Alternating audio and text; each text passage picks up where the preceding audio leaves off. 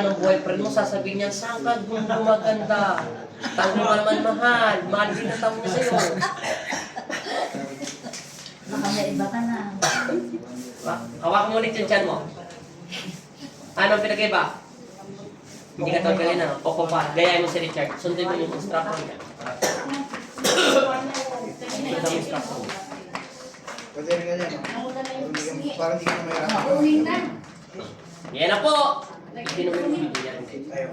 Okay, tayo. Lakad. Normal. Anong pinag-iba? Okay, diretso. Lakasan mo lakad mo. Angat yung pa. Angat. Yan. Sige, angat yung pa. Yung angat yung parang Marsya. Angat ang tuhod. Yan. Yan. Oh. Paano ka maglakad kanina? Yung bago ka pumasok ng altar? Sa bahay nila, bago ka pumunta rito, paano ka maglakad kagabi? Ganun daw? Yung kagabi. Kaya tawa na kayo.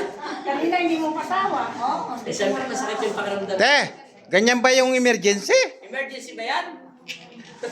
Ang emergency yung naka-stretcher lang. Paalam na, bye-bye.